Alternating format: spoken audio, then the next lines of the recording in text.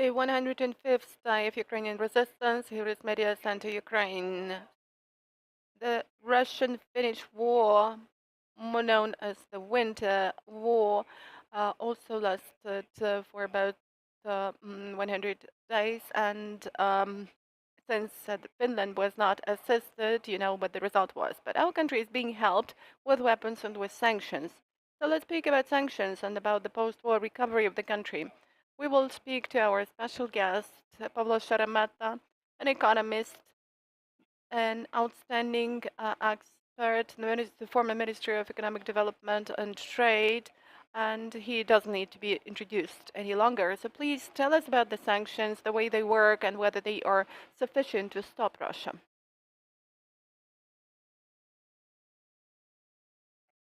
Thank you, Vasyl. Thank you, colleagues. We will have to get acquainted with you personally because there are not that many of you. Thank you for coming this morning to this studio. Sanctions against Russia. They work. That is the first thing. And secondly, we need to realize that since that is a rather large economy, and here we could agree with the President Obama, who said that Russia is no longer a global, but it's a regional capacity, a regional power. So it still is a regional power. If we compare it with Ukraine, in spite of the fact that the population difference is about 3.5 times, but the difference in GDP is 10 times. And by the way, we need to think it over. And that was before the war. And because this year will definitely have even a higher differential, not in our favor. So we need to really think it over. And I think it's a good time to do this. We will speak about this today. We need to think not exactly what we did in the wrong way, but what we should change in our work to change this differential, because with such a differential, it's impossible to win, or at least very difficult to do this. So what I'm drawing at is that this is a rather large ship, and if we compare it with other regional powers, these are Spain, South Korea, by the way, in spite of the fact that Russia has 3 times larger population. So this shows productivity and how South Korea wins over the North Korea. And this is half of Britain or half of France. Half of France is still quite a power. So what I mean is that to stop this ship is not that easy. But sanctions do work. And it's really important that sanctions come both from states and the so-called self-sanctions. I would say that these self-sanctions are even more important than the latest news I've got from our Vice Prime Minister Mikhailo Fedorov, my good acquaintance and friend, is that IBM is leaving the Russian market. So in spite of the fact that the first most active wave is already over, we will further see the key global and regional leaders and actors leaving the Russian market. And we need to realize that these are also powerful companies, and it's very difficult to make IBM enter the Russian market again. And even as far as McDonald's is concerned, it's not going to be that easy if they generally will go to the Russian market again. These things do work, but we need, though I know Ukrainians don't like that much, we need to set ourselves. So I will try to speak in milder voice, and I will try to show that this is the work for years or even for decades, and the historic role of Ukraine and this war lies in this. And as the Minister of Defense of the US, and not only him, has mentioned, our historic role is to weaken Russia. We are paying a great cost, but this is a great mission, a very important mission, and I think that only powerful actors may perform this mission. So this process will be a long-lasting one, and here is one more semi-bad news, because there are some underground currents still in favor of Russia, which is inflated prices of oil and grain, including the grain stolen from Ukraine. And here we should be concerned about oil price, because some investment bankers claim that it will be closer to the end of the year, about $175 per So, and if that is the real price, we will, if it rises from 100 to 175, that will actually neglect and level the effect of sanctions. Well, of course, we realize that oil price could not be that high for a long period of time, and that's why we can see that the president of the U.S. and other global leaders and the leaders in the Middle East getting more active, and they have negotiations with oil suppliers in spite of their reputations. Let me not call the names. We know that this work is being done, and this work is being done to prevent such scenario from implementation, because nobody likes this scenario, including us, including the president of the US, because you know that the interim election is coming in the US in November. So let's go over to the future. There are three main industries where sanctions should become stronger, more severe. The first one is full embargo of Russian oil and gas. Well, everything is more or less clear with Europe. The US has also passed a decision, thank you. And Europe, well, we should also express our gratitude to Europe, because, it's a clumsy ship, because it includes 27 member states and you have to come into an agreement with all of them. And the team is too large, yes, and they are following the consensus decision-making principle. Um, if it was about the majority vote, that would be easier, but now, some actors are still resisting this. We know what members, they have their views, which are difficult to understand in this period, but they still do have those views, and that is Europe. If everybody was thinking in the same way, that would not be Europe, or at least this would not be Europe, the Europe we would like to be in. And by the way, I'm going to soon reach my third point, but because of the fact that Europe is respecting different points of view, instead of killing those different point of views, it makes our life complicated, but that's because we love Europe. This is the first pass. And I will not speak about China, because everything is more or less clear there, more or less. I will speak about India.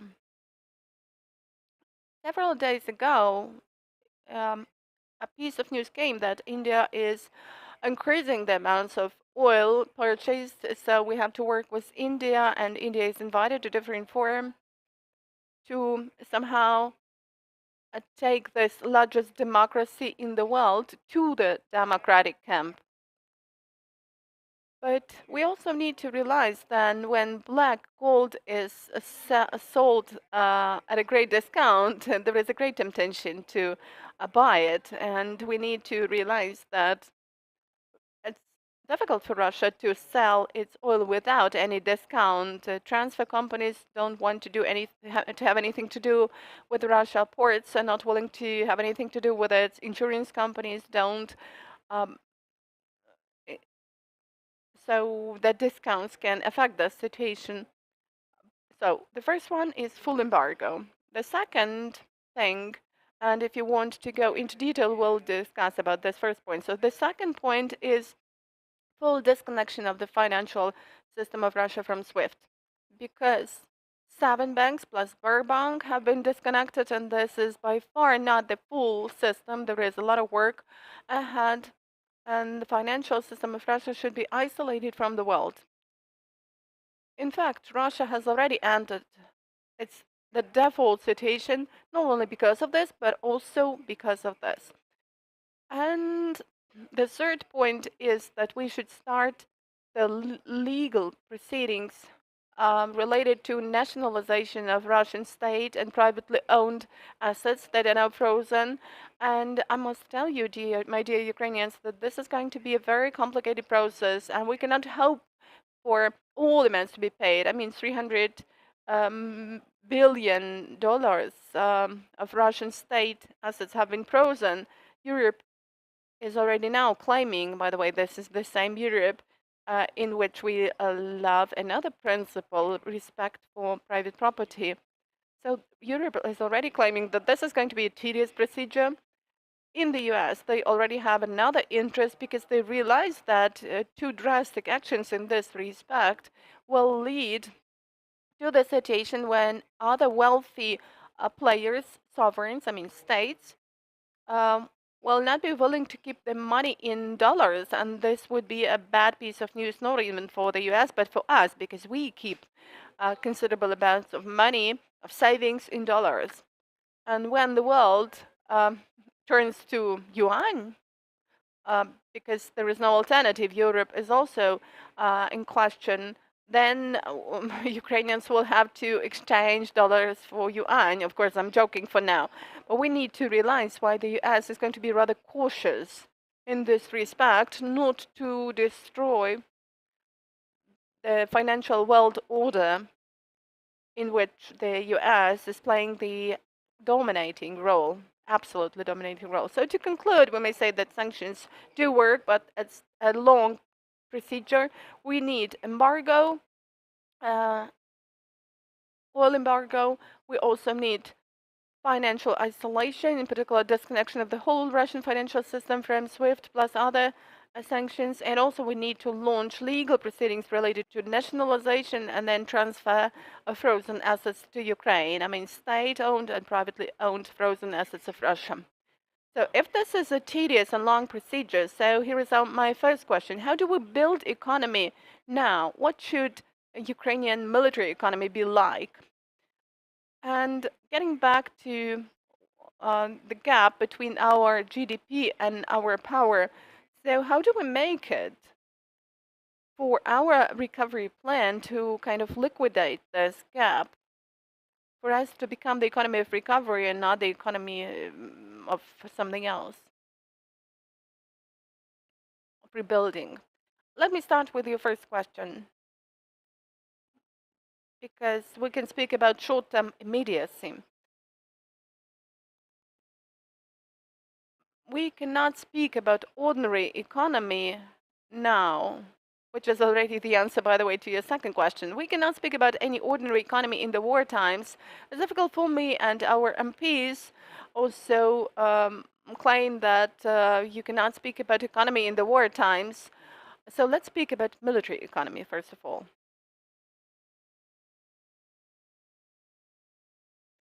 During the war, we can speak about mobilization of people, but also mobilization of resources. That is something Ukraine is forced to do, and 70% of our budget, according to the data I've seen, goes to military budget. I mean, the costs related to the war,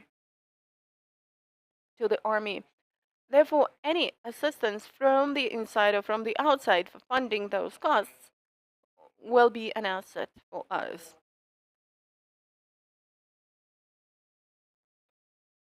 Therefore, liberalization, in particular liberalization of taxes, and I have to say this.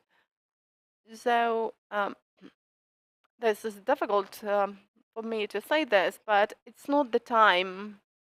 It's not the right time to work with taxes in any other way, because the state really needs money to survive, needs taxes to survive. And if we have businesses that are still working in the same scope as they used to, that is a great plus for the economy, because they can pay taxes, at least the ones we used to have before the war. And by the way, in the first quarter, we kind of prepaid taxes, and we should do this if it's possible, because this will be of great help. We know that the government and the Minister of Finance are having talks, and these talks find response among the G7 leaders. The talks are about lack of funding for Ukraine to cover the deficit, because in April the deficit, in May it was 5 billion. Now I can see 7 billion a month, $1 billion a month. So it's very difficult to cover these deficits with internal resources and reserves. So I'm expressing my gratitude to the countries who still manage to find the resources. They are actually sharing our resources, and we Ukrainians need to realize that there is no somebody's money. It's not the case that the money is just staying somewhere in the budget and somebody says, okay, the money is just lying there, so let's give the money to Ukraine. Working in the government, and even now, I've kept and I am keeping to the opinion that this is the money of the mother or the father. He could actually spend on buying a toy for the child, but he has shared this money with Ukraine. So this is somebody's money. That's why the costs in Ukraine, and here I'm still speaking about military economy, that could be saved and that need to be saved and reduced, should be saved and reduced, because that is somebody's money. And we will be told about that. People already tell us about this. There are already some voices. There is one highly well-known American politician has already said that let's first finance our schools, American schools, and then Ukraine. And there will be more voices like this because of the large amounts of money allocated for Ukraine, 40 billion from the US over the recent package. This is really huge help. And going back to your second question, we are speaking about almost a trillion Ukraine needs for recovery. In the war,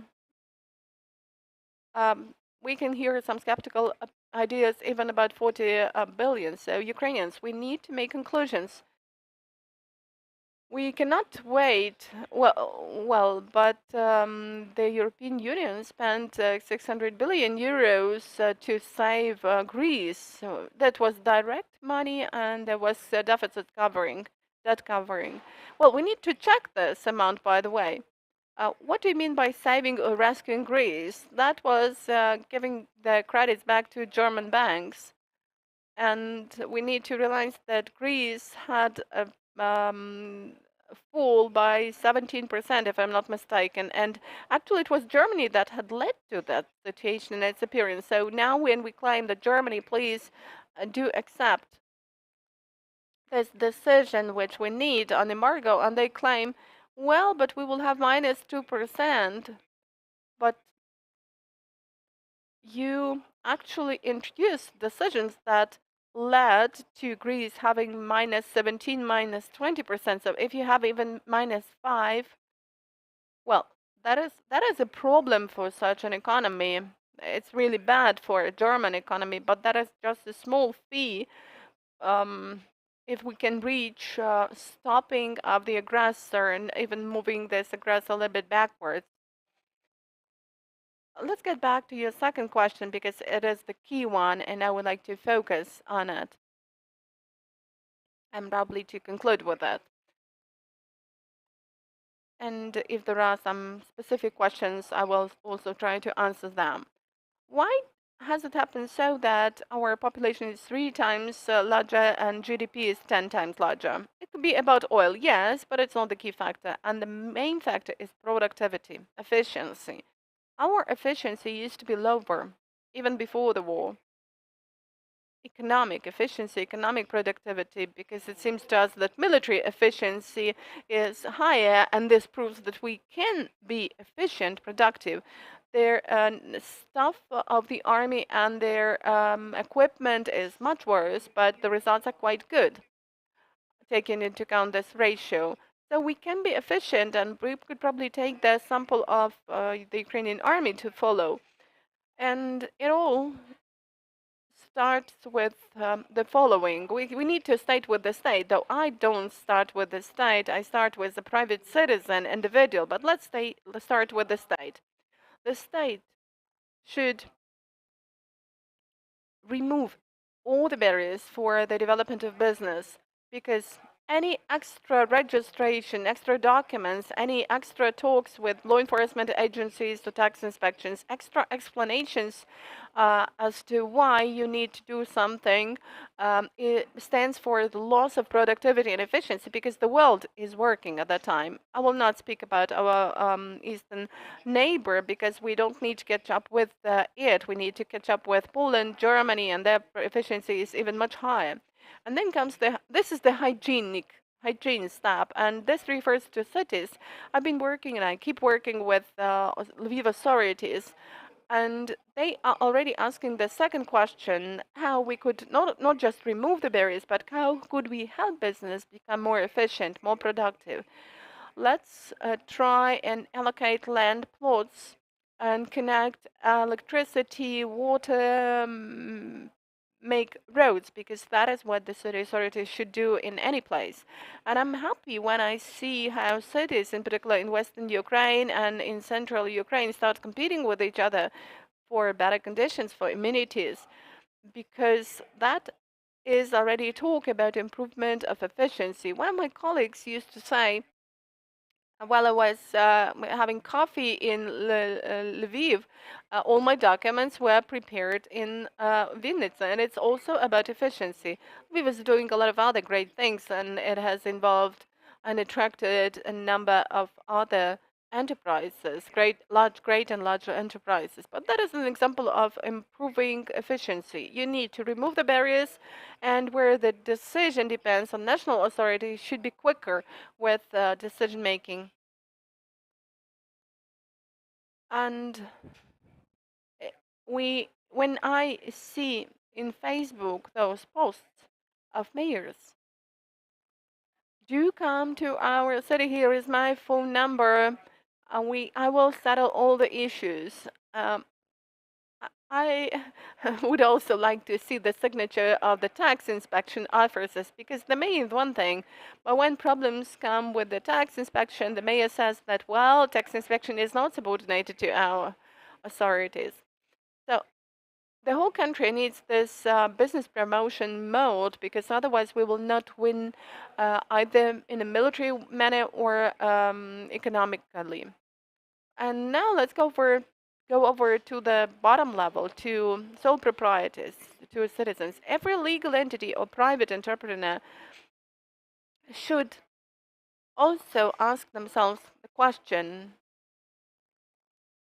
We used to do this in the companies where I worked or with which I worked.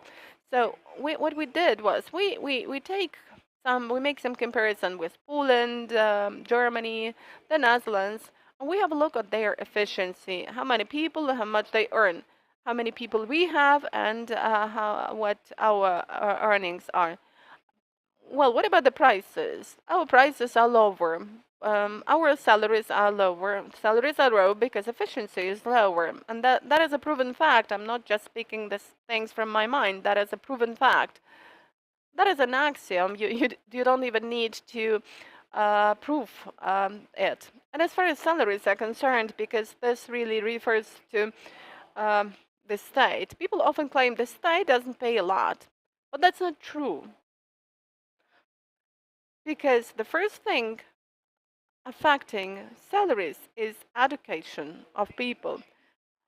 Whether you have skills and competences, whether you have practical skills and competences, whether you've got the necessary knowledge, skills, and abilities. And I'm not speaking about diplomas, about documents. Diplomas are important, but not that much important. Of importance are skills, abilities, your mood, your dedication. This mode of search, ongoing search, activeness. Uh, I'm often said, "Why do you travel so much?" And I claim that I have to be fed by my legs. What about the command of English? If your English is good, what is the command of French, of Japanese, your understanding of crypto coins, blockchains, which are modern things, absolutely important things? What is your point of differentiation? That's what I ask both legal entities and natural persons. And this is primarily the responsibility of not the state, but of people. If we're going to Europe, the state is responsible for protecting these individuals in case of the outside aggression, and that's what it's doing. But developing your point of differentiation, your skills, abilities, knowledge, and making savings for your retirement age is not within the mandate of the state. This is the responsibility of citizens, individuals. This is critically important, and we all need to understand this because that raises the efficiency of all and everyone. And then employees become more active. They start even pushing up and urging management, saying that we could do this in a different way and we could accelerate the procedure. And why do these bureaucrats from the Department of Finance keep all those documents for such a long period of time? Let's accelerate the process. Well, probably expected a different answer to the question because I know that my view is different from the one accepted in the state or is dominating in the state. But I really do believe, due to my education and due to my work experience in different countries of the world, that this is the path to improvement of well-being via improvement of efficiency, productivity. And I can see that there is a question.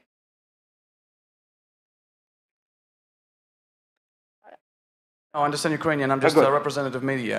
Okay. Vasyl Bodnar, international representative of Help Ukrainian Heroes. We're a foundation of the United States of America that's currently helping the people, civil and military alike in Ukraine. And I have two questions regarding economic opportunities. Now, first of all, we do know that there's a lot of Ukrainians. We're talking about lobbies. We're talking about people and organizations that are trying their hardest to help us out. And sometimes they encounter certain things from their government. We're not talking about Russian-based government. We're talking about their local governments in Chicago, in Germany, in many other places, and they sometimes feel helpless. And sometimes it may seem that the helping hand is actually on the side of Russians than on the side of Ukraine. And what should the Ukrainians abroad, which there's many millions, we can talk about tens of millions of people, I know, yes. What can they do to kind of accelerate the process of kind of our recovery? Because it's not only here, there's many people in Poland, in America, Germany, etc. Some even say that there's 12 million Ukrainians living abroad. What can they do? And the second question... let's do one by one. Should I відповідати англійською чи українською? Як You want захочете. the answer in English or in Ukrainian? In English would be much better because Okay, good. I'll do it in it's English. for our backers. I'll do it in English. Let's do one by one, okay? Because I tend to forget. No, keep the mic. Keep the mic for the second question. Please, thank you.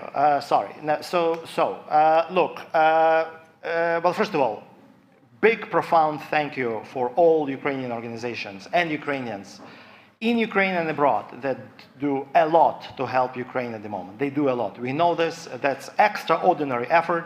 We all understand that we are on the brink of survival. I mean, this is that serious. And of course, we are acting well. We are acting very well. I'm very proud of my nation that includes, of course, Ukrainians, many Ukrainians abroad. Now, I know about some of the problems that are happening. Some of them, some of them are by design, some of them by default. Systems were created by people, not by God. So they're not ideal, okay? If you take that perspective. To cut the long story short, Ukrainians know how to, now they know how to organize themselves.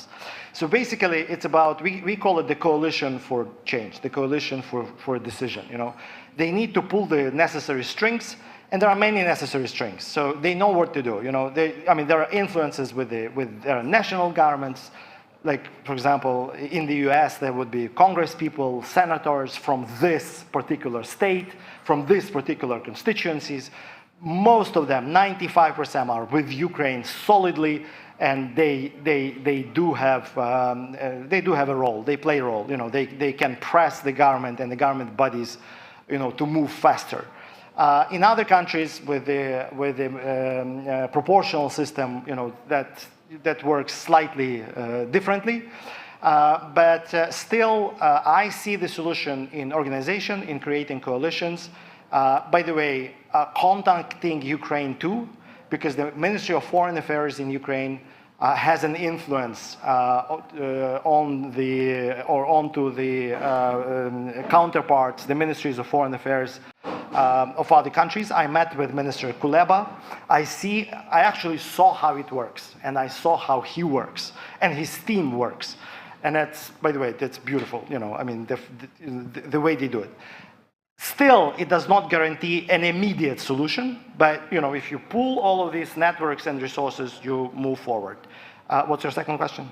The second question was, considering that this is a long-term play, this is going to last for several years, a lot of Ukrainians, me included because I'm a pretty young guy, are feeling a little bit anxious. Some people try to move abroad and they say, what am I going to do here? Because not a lot of people are going to be IT guys, not a lot of people are going to be the guys that have a high amount of intelligence. Some people just want to do manual labor, get paid, go back home.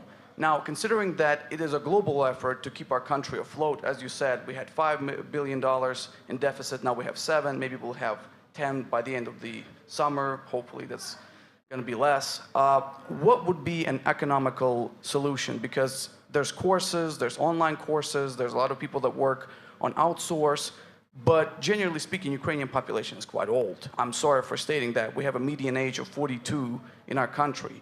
So if the young people want to move out, some will stay, some will move out, international organizations are helping out. How can we capitalize upon the Ukrainians that are stationed abroad, making money, sending it here, and how will we use that money effectively to bring those people back?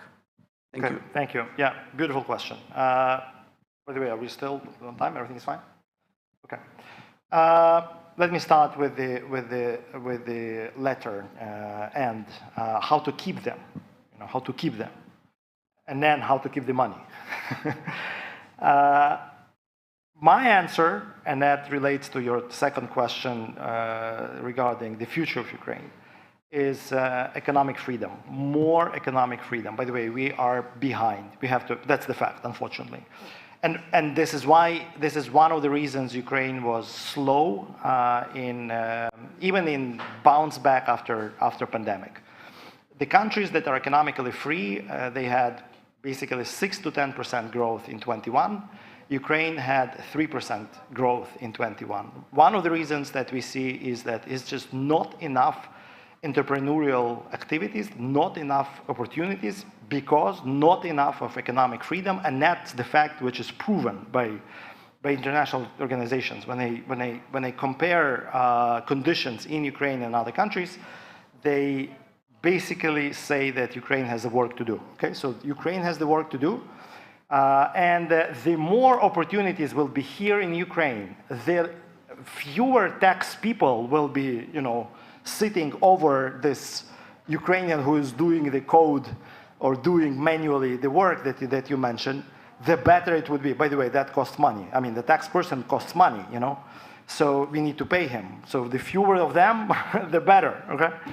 So that will keep more Ukrainians in the country and hopefully even bring Ukrainians that fled in the first few weeks or first few months. By the way, many of them are coming back. That's good news.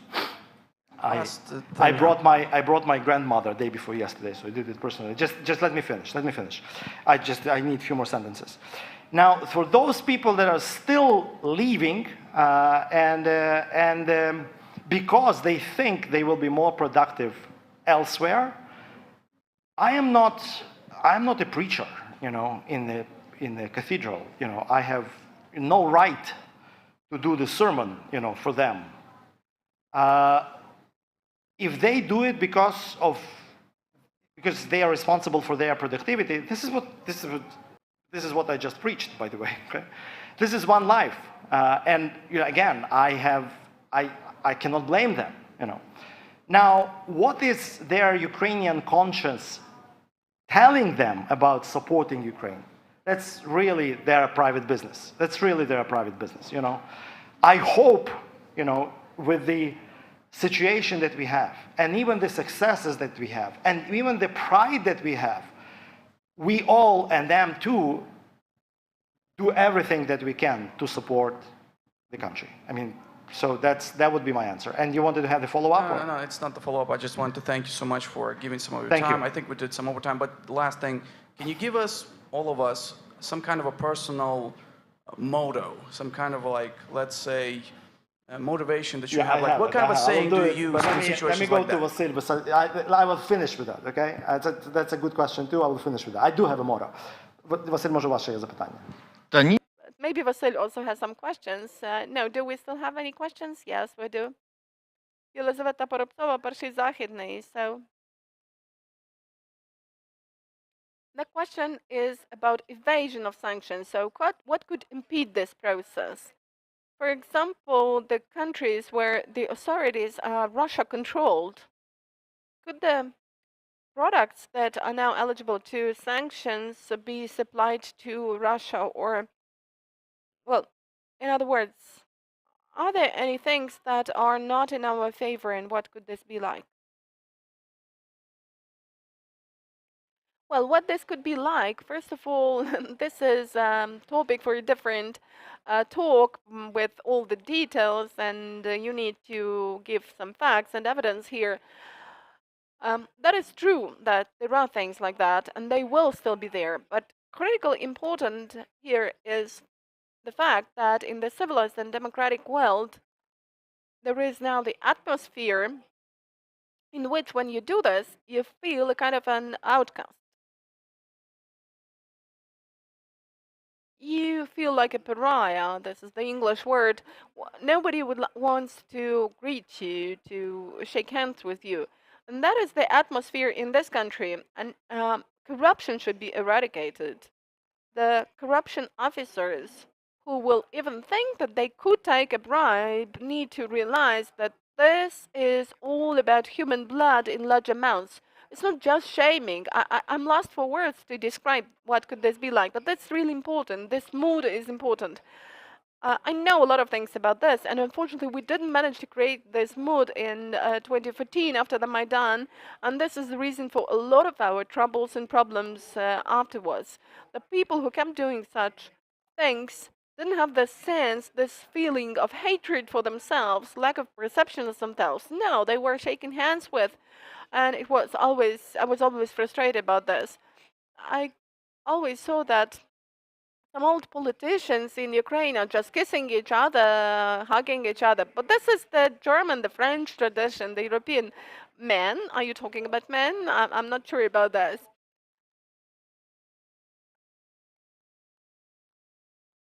So let me connect these two parts of my answer to your question. Ukraine now seems to be pure and innocent in the world, and Ukraine is being trusted. And by the way, let me connect that to the previous question. What do we need to ensure for more money to be invested here? We need transparency, trust.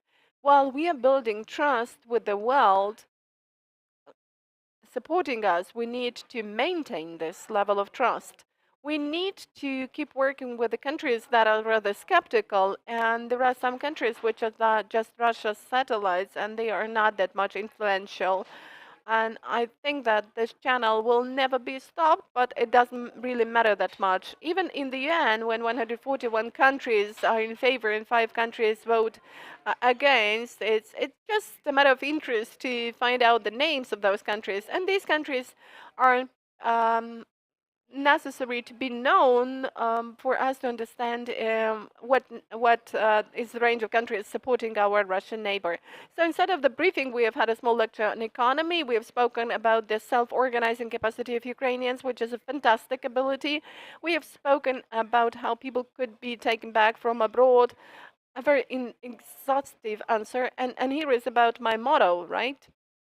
My slogan, but we are about to conclude. Yeah, let's conclude with your slogan, with your motto. I've had my favorite motto for several decades, and it's still relevant.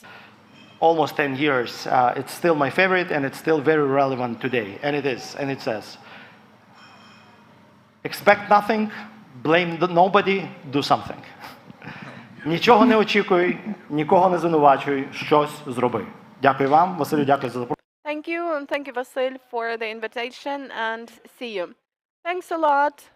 Next time we will have a briefing at 12. We will have a talk online with Dmytro Shymkiv, and we will speak about the pharmaceutical sector, about the deficits, about the abundance of some drugs, about the work and operation of the pharmaceutical sector during the war, and we will speak about the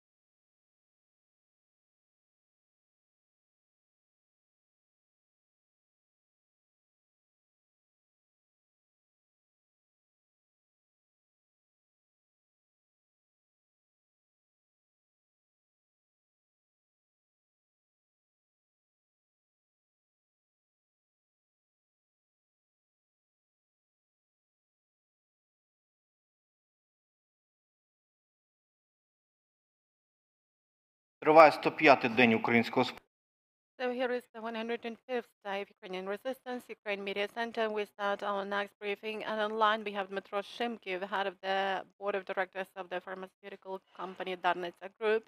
Welcome, Dmytro. Welcome. The topic is really important because we all remember the queues in the pharmacy stores that we used to have at the beginning of the war. And therefore, the question is at the same time very simple and very difficult. What is the status, the condition of Ukraine's pharmaceutical center during the war? Well, thank you. Thank you for the opportunity to give comments on the Ukrainian pharmaceutical sector. All in all, we should realize that we've had rather interesting dynamics of behavior of the pharmaceutical industry that was in January and February. 31% of growth, 45% of growth correspondingly in January and February because of COVID-19. And then a rapid fall in March, minus 11%, and in April it was minus 31%. And this is in spite of the fact that there was a huge demand among residents for the drugs, in particular the drugs that are vital for human life, like L-tyroxine, insulin. And just to compare, you know the story of L-tyroxine, because the average consumption of L-tyroxine in the networks increased 4 times as compared to peaceful times. If we speak about other drugs, we should also realize that residents are displaced across the territory of Ukraine and beyond Ukraine. So if we speak about pharmacy store networks, at the beginning of the war, we used to have only 50% of them working. A lot of networks have been destroyed. There are some pharmaceutical stores pharmacists who have left the country. Now the situation is a bit better, about 80%, which is about 16,100 drugstores operating. Pharmacists show a great level of heroism when we speak about the regions with active hostilities, or the regions which are constantly under shelling, like Kharkiv and the whole east and south of Ukraine, Mykolaiv region, suppose. The industry keeps developing, producing drugs. The Ukrainian industry is already almost reaching the pre-war indicators. The consumer moods have changed, but at the same time, it needs to be stated that the Ukrainian pharmaceutical sector is there. It keeps operating. It has shown its capacity to meet the needs of residents and hospitals, and it will do its best for the patients, hospitals, the doctors to have all the essential drugs whenever needed, taking into account the demand and taking into account the number of wounded soldiers, civilians, and also taking into account some chronic diseases, planned surgery, something which is still there in Ukraine. What about the groups of drugs that are now in deficit, and as a result of what has this deficit come? Well, today I can state that there are specific categories of drugs which are probably unique or innovative. This is related to foreign producers of specific goods, and probably these drugs are not accessible in Ukraine, or supply of which is restricted to Ukraine, and this is related to the complex logistic chains of supply.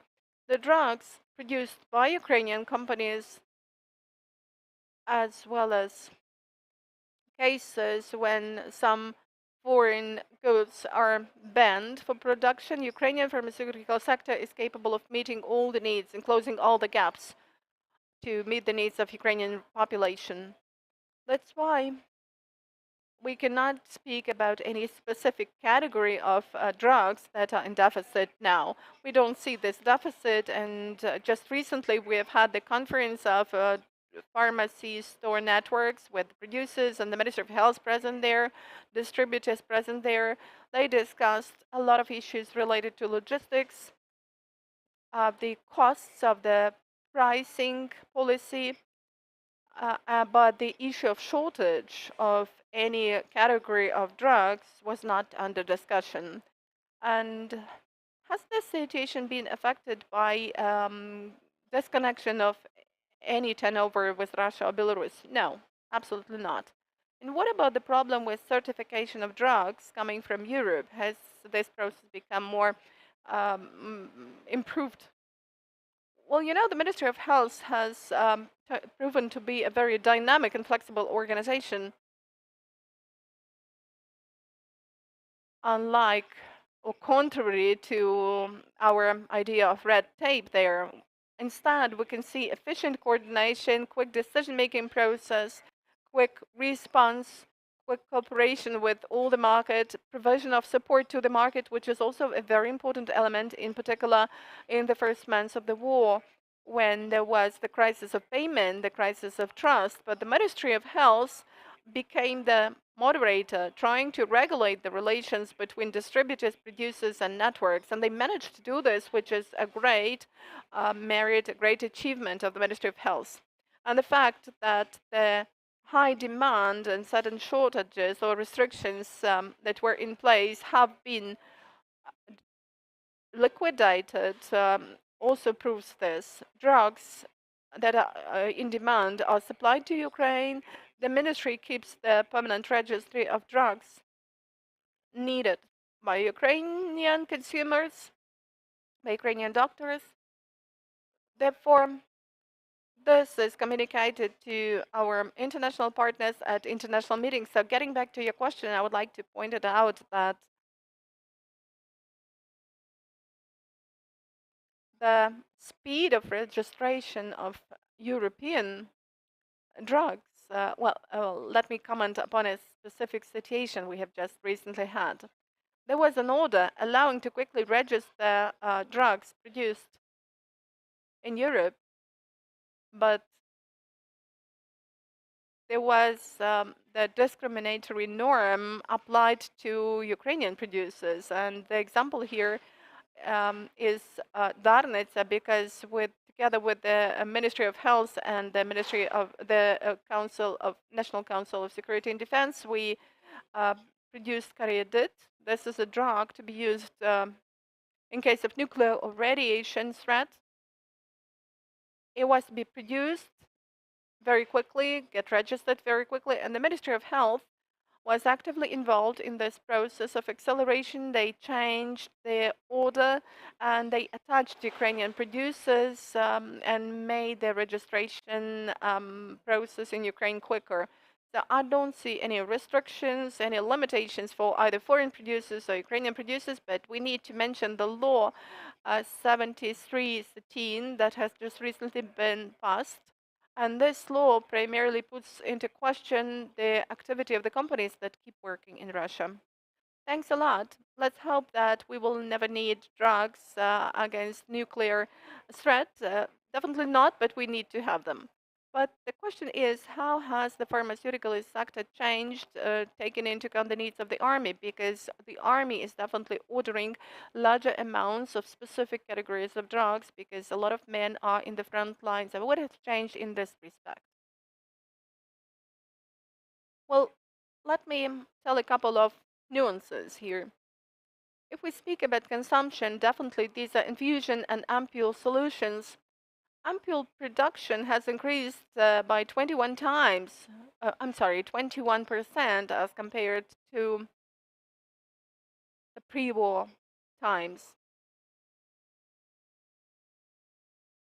As far as infusion solutions are concerned, the increase has been by 44%, which means that we have increased our capacity in amounts of production. And on the first days of war, Darnitsa was transferring to all the Kyiv hospitals, Kharkiv, Mariupol hospitals, Mykolaiv hospitals, Chernihiv hospitals as well. A lot of drugs. It did it, sending the drugs to the places where they were needed on a free of charge basis, because back then there were no tools that were later established by the Cabinet of Ministers of Ukraine to pay for drug provision in a very quick and efficient way. All in all, during the war, Darnitsa has provided assistance to more than 120 million hryvnias. This is over the period of 100 days of the war. Actually, it goes for about 1 million hryvnias per day that we handed over to different state-owned authorities, state-owned enterprises and state authorities. And at the same time, we have continued paying taxes, and we have paid more than 200 million hryvnias of taxes over this year. How do we retain our markets, including export markets, and what would be the pharmaceutical sector like after the war? Thank you for the question. This is a really complex issue because, first of all, we need to realize and to see, and I know that Pavlo Sheremeta has had a speech today, and we do realize the challenges that are related to risk assessment or assessment of riskiness of contracts with Ukraine. That's why let me stress it once again that there are some countries that do actively support us, and we can see high quality interaction in terms of our continuation of our export provision to those countries. But at the same time, supply of drugs from Ukraine demands additional involvement of our staff to ensure a secure process. Darnitsa's capacity enables to meet the needs of both Ukrainian and foreign consumers. And during the war, we got the confirmation of the quality. This is the Australian GMP certificate. We had been working at this for many years, trying to get this certificate. We've got the European certificate. We keep actively supplying our drugs to the Middle East. And of course, these contracts are still there, but we need to remember that any sales or export of Ukrainian drugs stands for a currency process and revenues for the countries that will enable to stabilize the exchange rate, to stabilize revenues of currency to Ukraine, and this will also stand for the promotion of Ukrainian production. So we consider this to be a very important direction of development. But nevertheless, the Ukrainian market is interesting, is dynamic. We have a lot of consumers, and we need to offer new solutions, new products for Ukrainian consumers. That's why we have not stopped our research and R&D. And in March and April, we produced 4 new drugs. In June, we will have 7 more. And we will get registration certificates for them. So we have not stopped our R&D. And over the same period, we have got, it was exactly on the 18th of March that we signed the contract with the medical patient pool for getting a license for the development of the generic version of Paxlovid and its production. This is Paxlovid Pfizer, which is used to treat against COVID-19, and we are entitled to sell it in 95 countries of the world. That is a great opportunity. We are the only company in Ukraine that has got this chance. If we speak about the future, probably distant future, you know, all those submissions of applications were taking place in December, took place in December and November last year. So in April, we got from the WHO the decision about selection of Darnitsa as the only Ukrainian platform that will be involved in the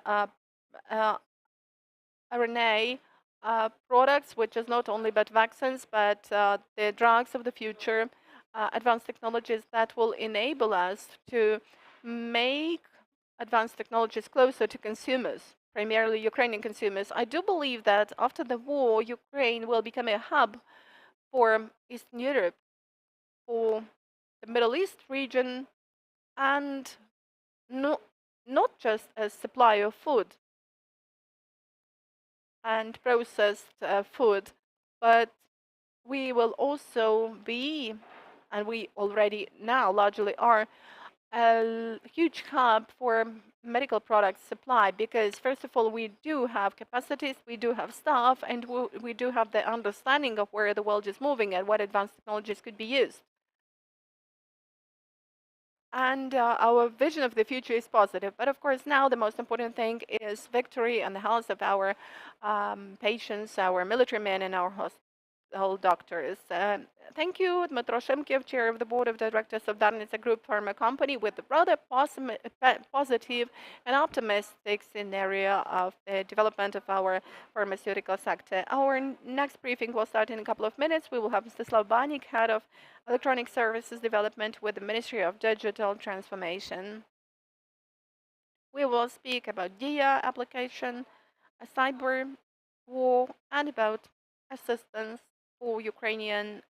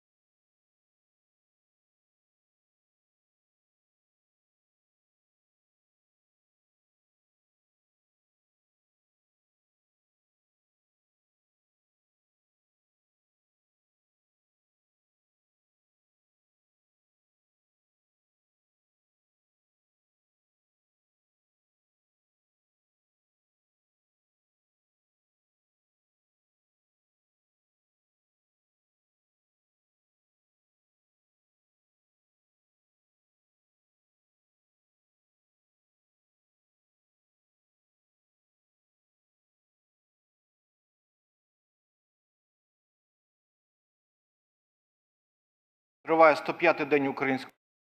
The 105th day of the Ukrainian resistance, Ukraine Media Center, and our next briefing will be with Mstyslav Banik, the head of electronic services development with the Ministry of Digital Transformation, called just Mintsifra by Ukrainians. So good afternoon, Mstyslav. Welcome. The first question is probably very simple. Our de-obligation that became a matter of pride and a convenient service has become something absolutely different during the war. Can you tell us what DIA is during the wartime? Well, an important point here is that you're right that it used to be the matter of price and it has turned into a tool of convenience. First of all, we launched a lot of new services, and let me characterize them in brief. We launched an opportunity to make contributions for the army.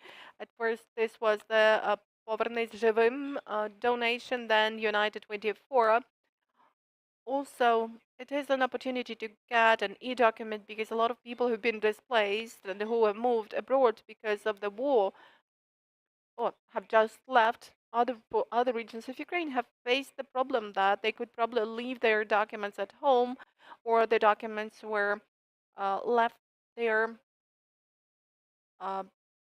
And this document enables them to confirm their identity with.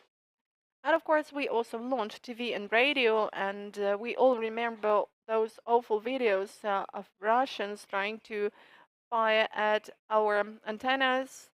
Um, Occupying TV towers, TV stations, trying to deprive Ukrainians of the chance of following real-time authentic news, and instead they're trying to publish some fakes.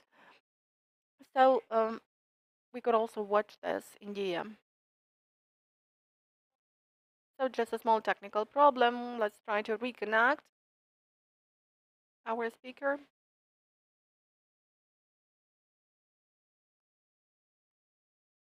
So can you hear me?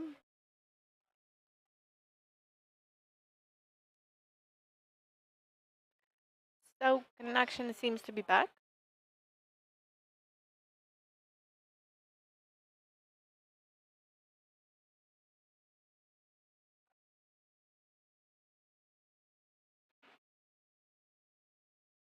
You are in live broadcast. You may continue speaking. Yeah, I'm sorry for that. I was speaking about all the things so enthusiastically, and it appeared that you didn't hear me. So could you remind me of the last things you heard? The last words were about e-documents, but the speaker unfortunately cannot hear. That was the e-document story. Okay, so e-document, really, this document allows you to confirm your identity at checkpoints abroad, and also you get information about the status of your housing and instructions. And there was a temporary service of getting the assistance amounting to 6,500 of 100 hryvnias for those who have lost the chance to work or to be self-employed. So to summarize, I would say that we have both new and old services, and all these things have allowed people to feel more comfortable in this awful situation and find some ways out, in particular abroad during the war. Could you give a lot of well, some figures? How many people got registered as IDPs? How many people used this or that service? How many people gave an application for the recovery of their destroyed property? And since you have this unique tool which clearly sees the flows of people moving abroad and coming back, so probably you could get out the figures about the Ukrainians staying abroad. As far as checkpoint border crossing is concerned, I cannot give the figures because we just have access to some statistical data. But as far as the most important figures are concerned, I've opened my dashboards, and we have 17.5 million unique users. And before the 24th of February, we used to have 16.5 million unique users, which means that a million of gross. this seems to be quite a figure, but in fact, this is the average figure for DIA. So we may be sure that a lot of people just continued using the DIA application and found some new services which they needed. As far as the IDP certificate is concerned, the number of users who have used this service or got the status of IDP, where then automatically the certificate is generated, is 5,000 people. As far as destroyed property is concerned or damaged property is concerned, we have 195,000 applications so far. And we have 540,000 residents going under those applications, which is quite a large figure of people who've really lost their houses. What is the peculiarity of this service? It's not that the application via DIA enables you to get some reimbursement of the money right after you get registered with this application. No, but this is the information for the Ministry of Infrastructure to work at and for it to have the overall picture. It's also the information for local self-government bodies, and it's really important that the state will rebuild those housing items. DIA becomes a point of contact with those people, because a lot of those people are still not staying in the regions where their housing has been damaged. Also, recently there has been the launching of the service of getting the status of unemployed. Everybody knows what the reasons for this could be, and we all know that a lot of people have been affected, and we've got about 188,000 applications for getting the status of unemployed, which means that there are a lot of people who are using in masses the services that we launch. Thank you. And could you please tell about cyber wars? Why do Russians and Russian hackers who know how to do everything somehow have failed with Ukraine? Well, it's a good question. I'd like to tell you that, first of all, we need to realize that, well, we have been talking about this, but for those, I need to tell it for those who are just learning this information for the first time. The attacks in the cyberspace that were launched on the 24th of February were not the first cyber attacks for us. That was not the beginning. The beginning actually came in mid-January. Then there were some massive attacks at the beginning of February.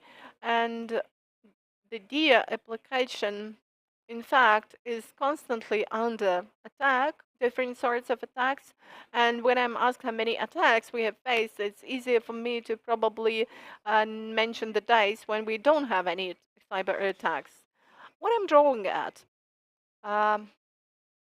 the gradual attempts of the Russian side to attack Ukrainian state sector, public sector, and here I'm talking not just about the DIA application, but about the infrastructure in general. The attempts to attack the banking sector, the opposition between two countries on such a scale does not aim at stealing the data, because stealing the data is just tedious work, which could pose some threats to a person, to an individual, but not a country in general. But if you can destroy the banking system in which everything is online, or when you can destroy the databases from the registries of certain documents, well, just imagine that the registry of passports is destroyed. That would be a catastrophe, a real disaster. So these attempts to get closer to attacking Ukrainian in the cyberspace have given their fruits for all of us, because the level of protection increased, the number of tools preventing those attacks increased. And that was a really tough period after the 24th of February on one hand. But on the other hand, that was a kind of a wave hitting the rock, and the rock stops those waves. Some drops can get onto the rock, but generally we have resisted, we have survived.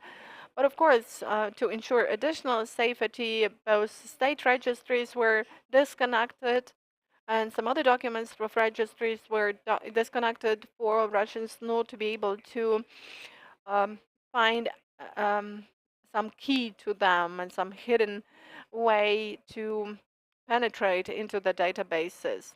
So the registries were closed, and then we worked at further increase, improvement of our protection. We worked at the backups of databases, and this transformed from cyber protection into the cyber war, because the Ukrainian community, Ukrainian IT community, which is very powerful,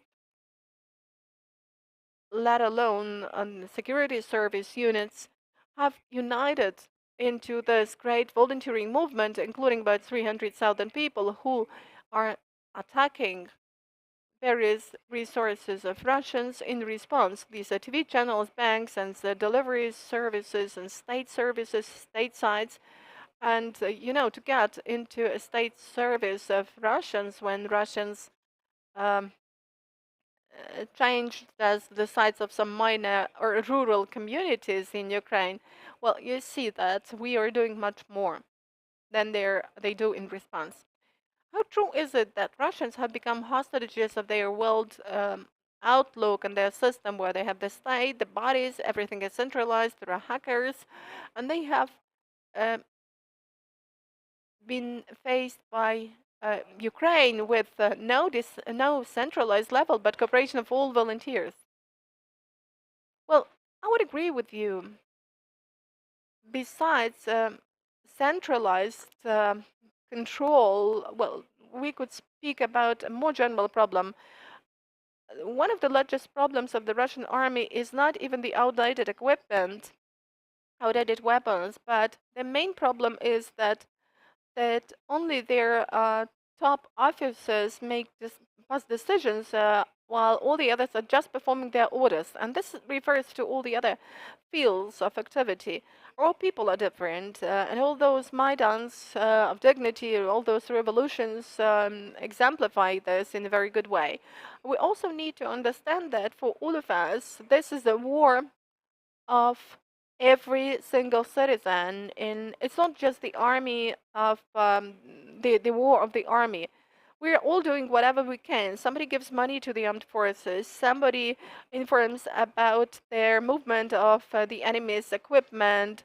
Other people install additional software to crack Russian sites. And this is all the partisan war. When you're um, doing some bakery in the occupied territory and poisoning the enemies. So this is really um, the same idea of the volunteering movement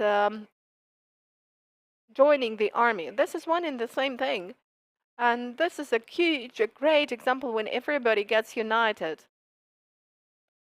And even on the private level, private example of people and on the example of companies, this could be proven, because in um, ordinary civilian life, IT experts may be united with colleagues, or may compete or have different visions concerning certain technologies and processes. Banks may also be competing for customers, but during the attacks, during the war, everybody gets united. It was a great example when there was a cyber attack against banks, and banks united in order to settle this problem together by joint effort. The banks, the competing banks that were considered to be rivals, started helping each other. And the same goes for people. People have started uniting to attack the enemy. And I should mention Anonymous here.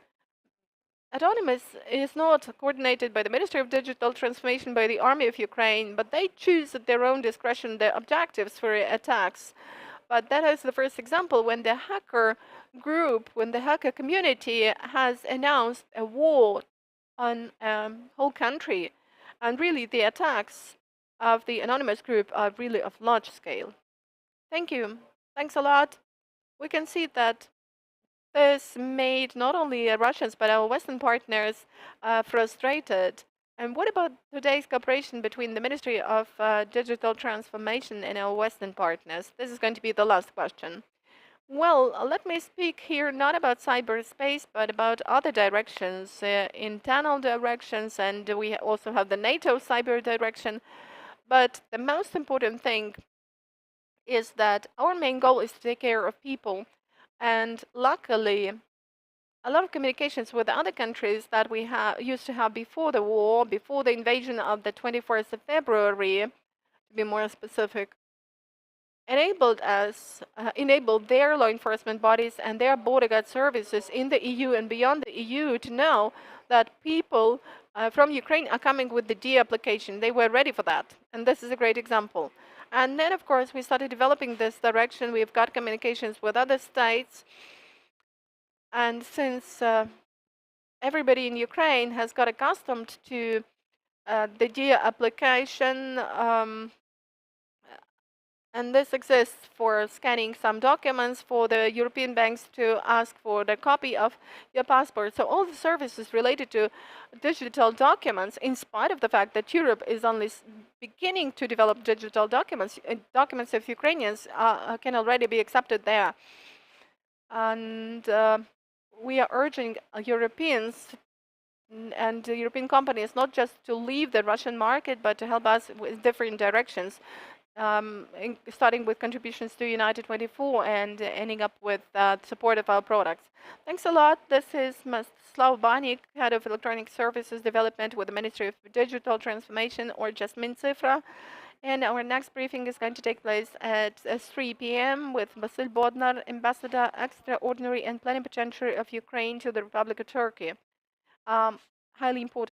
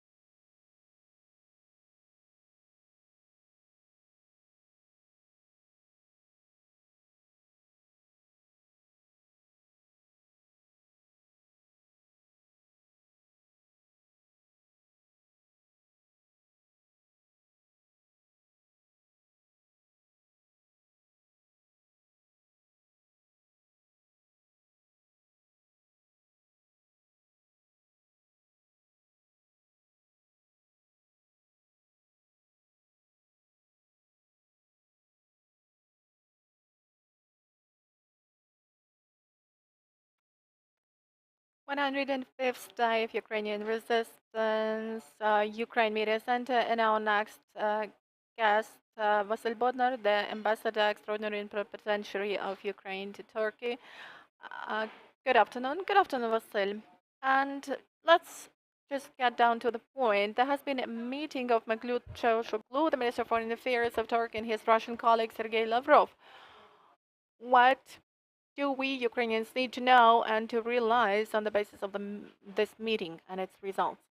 Well, thank you for the question. A very important, urgent situation. We are following it. The negotiations are over, and it's important for us that Turkey keeps performing its mediation services and keeps holding negotiations with us and with Russia. Attention has been paid to unblocking of Ukrainian ports, and as we realize, we are speaking now only about agreement to negotiate, but there are no specific agreements as yet, and there can't be any agreements made without us. The Turkish side has got information from the Russian side as to its standpoint, and we are now waiting for some communication between the Ukrainian and the Turkish sides to find some points of consensus. As you know, with the mediation of the UN, the negotiations are ongoing to develop the ways to unblock our ports in the Black Sea. And the main reason is, of course, the blockade arranged by the Russian Federation, because they are trying to blame us. And of course, they cannot do this because they are the aggressive country and they have caused this crisis. But for many countries of the world, including Turkey and North Africa and many countries in Latin America, unblocking of our ports is a way to getting rid of being dependent on other markets and to reduce the price of bread, because a part of the world have been affected by Ukrainian grain not getting to the markets, to the global markets. That's why it's really important, and this is both in the interest of Ukraine and of Turkey to get this unblocking. The Russian side is trying to play its stupid games, trying to continue blockade, work with courts, try and impose some of their own suggestions, absurd suggestions. I'm sure they will not manage to do this. They have to unblock the ports, and only then we could tell about unmining and about the first of all, we need to ensure security of our ports and to ensure the good ways to bring the grain out. So far, I don't see any specific steps from the Russian Federation showing that they are ready to do this. And it is in their interest not to let our grain leave our ports. They want to sell as much of their own grain as they can and to steal as much of our grain in the occupied territory as possible. What about any other discussions, a discussion of the issues of possible negotiations processes? Have they been negotiated at this meeting?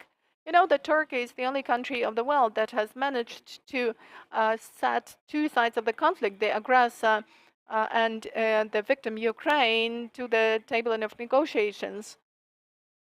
And there has been certain progress achieved in the negotiation. We had an Istanbul meeting at the end of March, and there were some achievements. We were ready to keep working at those achievements to conclude some agreements, but we cannot trust the Russian Federation. We are urging all the other partners not to trust the Russian Federation, because Russia actually wasted all this. But instead of continuing the dialogue, it kept on its attack.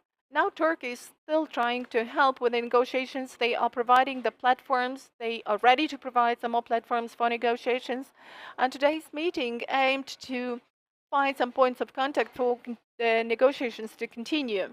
What was said in public shows that they want the parties to communicate, and they see that there is possible room for negotiations, and they are ready to promote this, but no specific activities and steps are meant, because we need to understand what are the conditions set by each party, because our side sets the precondition that the troops should be taken out of the Ukrainian territory, and then we could conclude an agreement. And the theory of peace in exchange of the territories doesn't work, which is quite well understood by the Turkish side, though they are still trying to somehow help with finding out the standpoint of Russia and with restoration of the dialogue.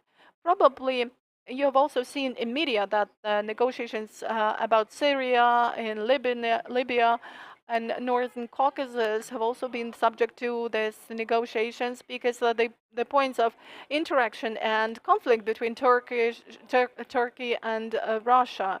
These are the areas of confrontation of the interests of Turkey and Russia, and not everything is that smooth. In particular, you know that Turkey has announced a new military operation in the north of Syria, which of course has made Russia concerned, and one of the reasons for Lavrov's visit to Turkey goes about these plans of Turkey to have these military operations within the 30-kilometer area from their border.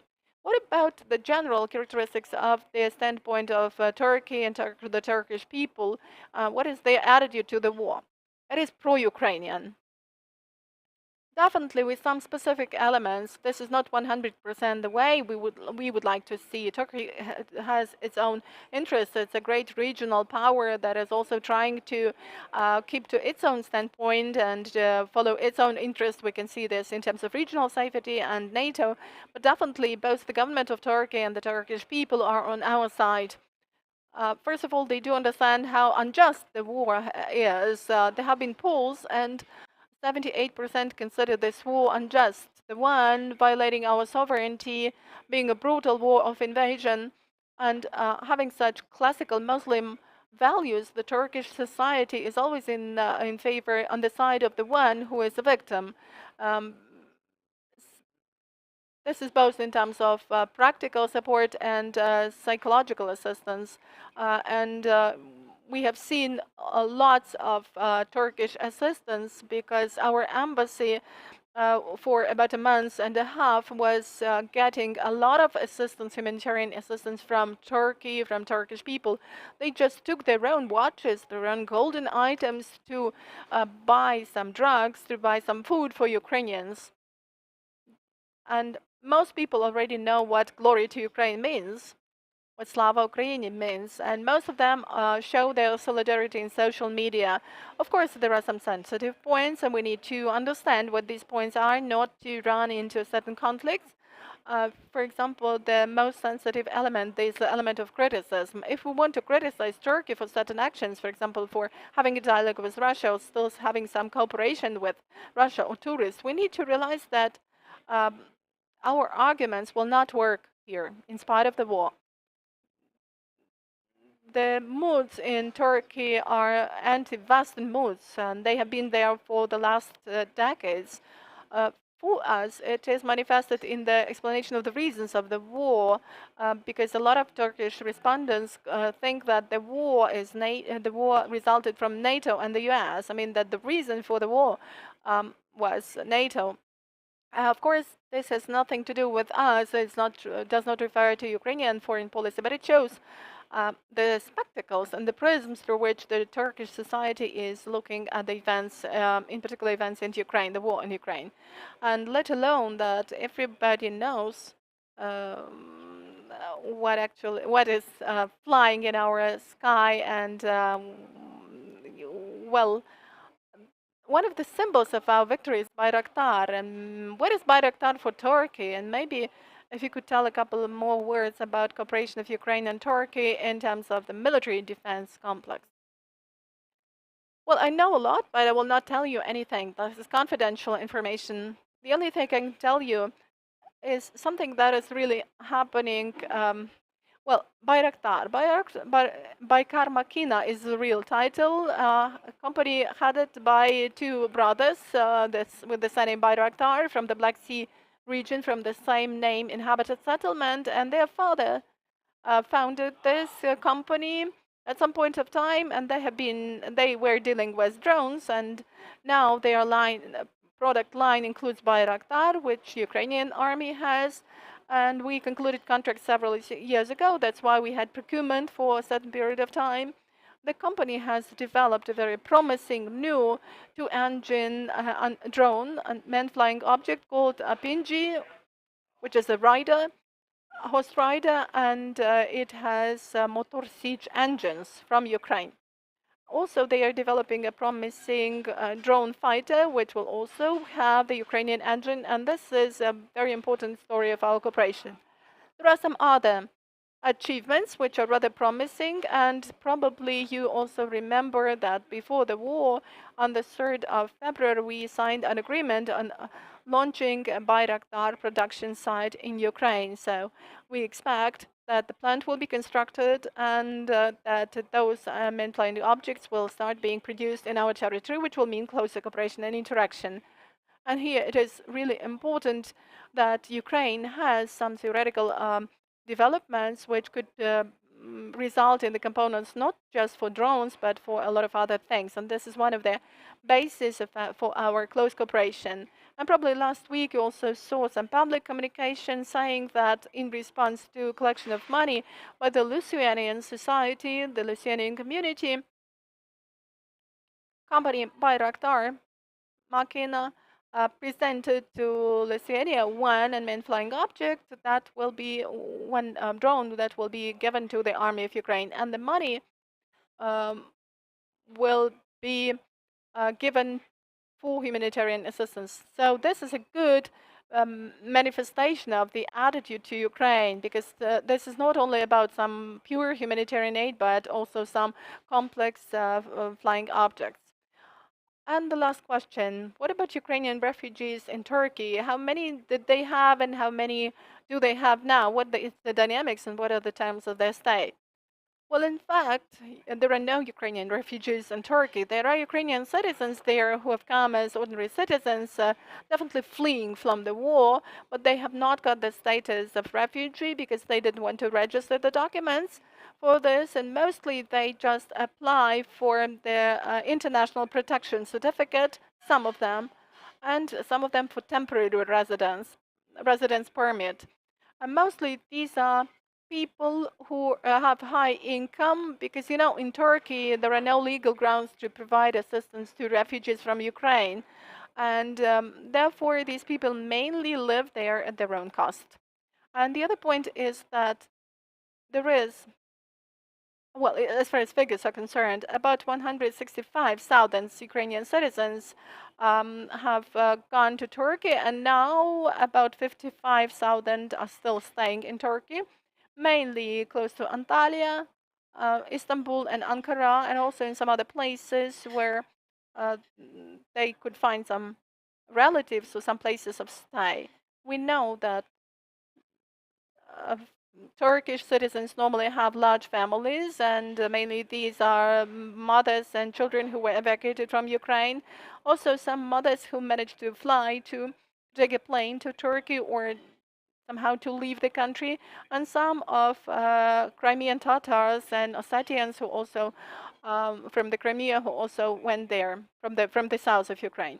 And also we have orphans from Dnipropetrovsk region, and thanks to local authorities and one of our businessmen, we have managed to evacuate about 9 groups of such people, such children, orphans. They are staying close to Antalya in a hotel complex, and they are staying here on a temporary basis, and after the end of the war, they're going to get back.